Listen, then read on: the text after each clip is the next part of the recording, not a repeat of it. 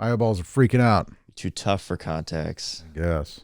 Hey, everybody. It's Carlos from Immortals Inc. Podcast. And as always, I have Mikey again with me. What is going on, good people of the earth? So we're here. Hopefully the lighting problem was fixed from earlier. I don't know. You said you're looking dark. I mean, maybe it was the nice tan. You don't know. No, it is not. It's summer. I mean... Anyway, we should look good. Today we're going to talk about a little bit about a book called, because Mikey loves Cthulhu so much. Oh, my God. Cthulhu again? We're going to call it The Investigators of Arkham Horror, Tales of Adventure and Madness. Now, this is published by Fantasy Flight, and it goes with all of the Arkham Horror board games that they publish. This is not a role-playing supplement. This is the board game supplement. Initially, I thought this was an art book, just full of art from the game, which, again, if you've looked at any of their game and their art, it's all quality stuff. Have you seen any of it? No, but they didn't run out of Arkham Horror stuff to tell yet, or no? They didn't run out of that stuff? Well, it is a pretty deep genre. Yeah, that was a dumb question. Yeah, I mean, come on now. So initially I thought this was an art book, all right? It has no gameplay value, all right? But I shouldn't say that. That was rude. There's no rules in here, basically, is what I'm saying. Like, that's why I thought it was an art book, but it actually is not an art book. This covers all of the basic characters from the games. So, like, if you pick up any of the games from Arkham Horror, from Fantasy Fight Line, the card game, the board game, Eldritch Horror, Mansion of Madness, you'll have all these characters, and a lot of them are in here, you know. Dexter Drake, Norman Weathers. My favorites is Tommy Muldoon, which is a rookie cop. Skids O'Toole, which is a criminal. Joe Diamond, come on, those are cool. Where's the other? Wendy Adams is in here. Trish Scarborough. But anyway, these are all the basic ones. But you know, on the back of the cards, when you get the game, you have the little card. You ever play? You've played no game. No, anyway, no game. You have to get the little player card, and it gives you your character, and there's like maybe a little half a paragraph or a paragraph that describes your character and what they are and their motivations and how they became to be part of this the Cthulhu universe here and how they got trapped in this horror.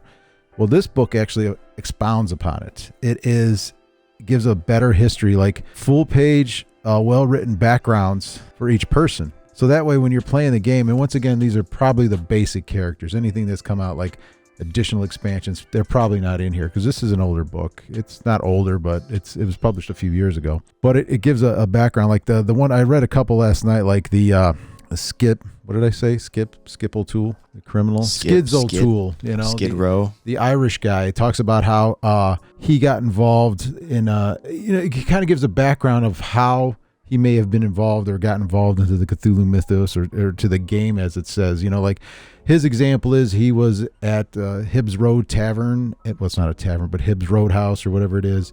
This is during Prohibition, so they're not supposed to be there. He gets Irish guy at a tavern. Yeah, Irish guy at a tavern, checking all the marks there.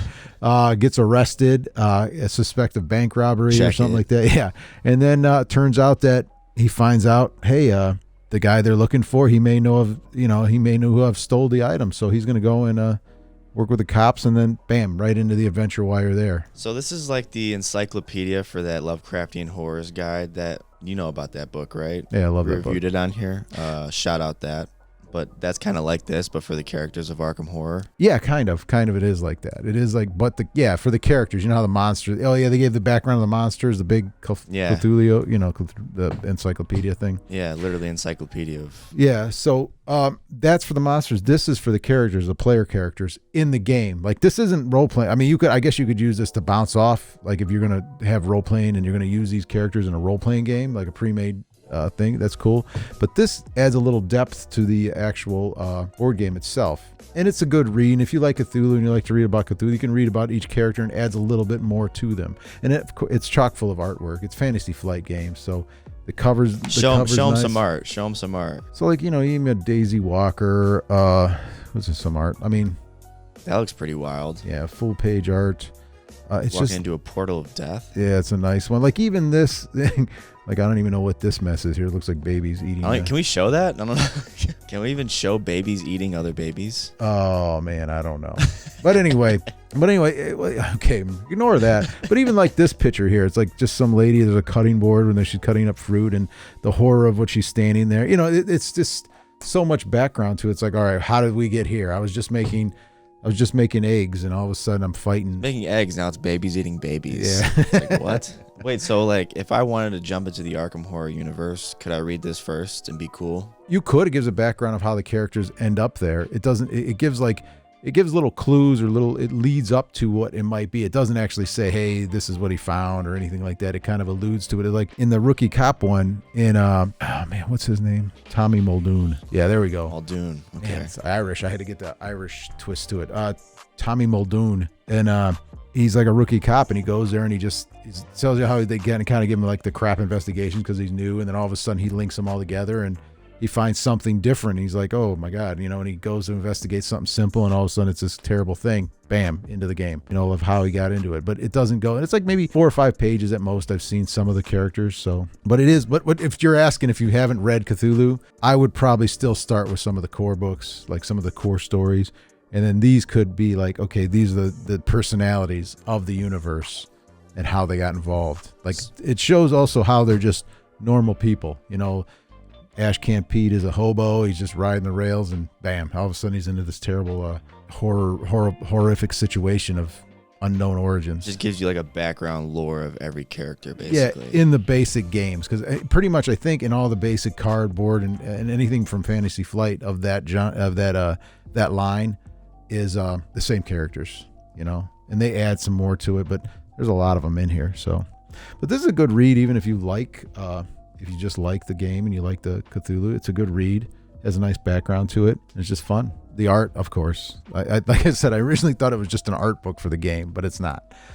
So it's far beyond that. Yeah, it's far beyond that. That's what happens when you have too much stuff and you never get time to look at stuff you think's cool. And then you just generalize it. Yeah, you're like, oh, this got to be an art book. Because we have some other art books, which I like art books, but I'm really selective about it. So I never really got around to this one yet. And I just picked it up not too long ago. Let me look at this book. I'm bored. And all of a sudden I'm like, oh, this is totally not an art book. So, and we have this here? Yeah, we have this in stock to sell. So buy it. Immortalsinc.com? Immortalsinc.com. And if you take 2 seconds, we'd like and appreciate a subscribe from our... Oh, yeah, point up to the little new animation. Yeah, that's new. I pointed somewhere. Yeah, he pointed somewhere. So, yeah, animation. So like and subscribe us on YouTube. If you want to follow us on Patreon, support it, become a co-producer. Isn't it called would you be called a patron?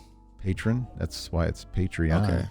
That's the patron of the arts. Mind blown. We'd support any like, share, subscribe, anything like that. It helps us out a lot, and it gets Mikey and us the clout we deserve. I mean, I don't think we deserve it. We might not deserve it. It's subjective, but we have to earn it. We have to earn it. We're trying to earn it. And with your help, we can earn it. Yeah. So be one of the cool kids and like. Cool kids table right here. All right. Until next time, guys. See you later. Later.